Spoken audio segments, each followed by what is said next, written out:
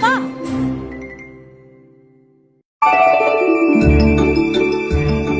The Little Mermaid, Chapter 11. Inside the Prince's Palace.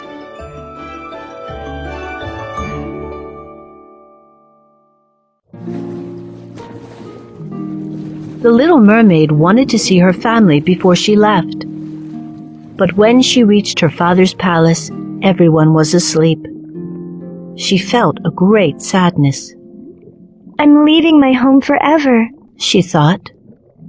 and I can't even say goodbye. Then, just before dawn, she swam to the cliffs near the prince's palace. The Little Mermaid could see the balcony after she crawled up on the rocks. Once on shore, she swallowed the bitter brew. Suddenly, she felt a horrible pain, like a sword striking her tiny body. As she fainted, the Little Mermaid saw her tail begin to split in two.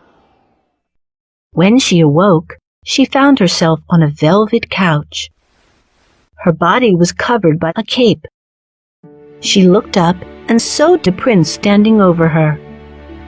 I found you lying on the rocks, The prince said. Who are you and where do you come from? I am your true love. She wanted to say, I saved you from the sea. but of course she could not speak. So she smiled at the prince, hoping he would understand.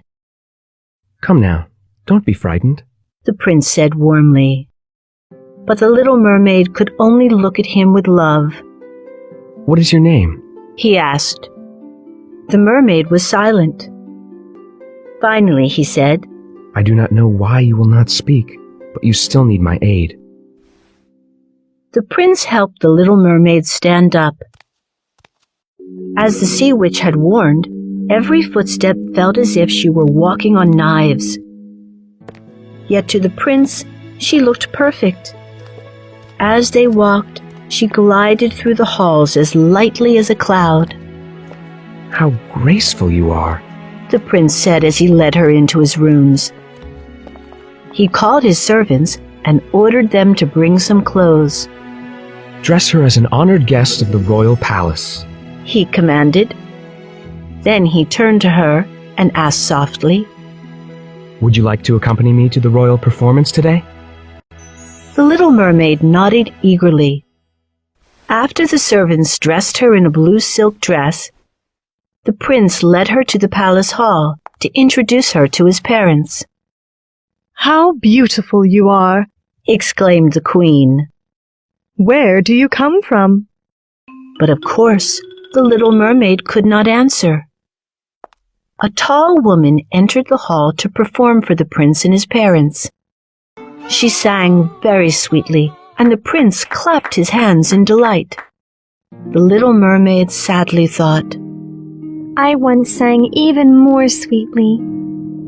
but as the Little Mermaid listened, she was surprised that she felt like dancing.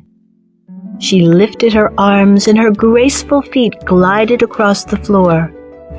The Little Mermaid danced so magically that she charmed everyone, especially the prince.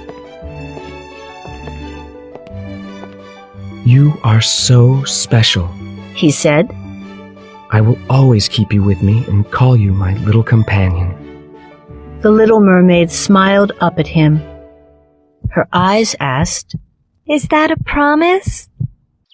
As time went on, the Little Mermaid became the prince's best friend. He took her with him wherever he went. They walked through the royal gardens and rode through the fields on horseback. They climbed mountains that almost reached the sky. And though she could not speak to him, she kept smiling, even as her feet stung with pain.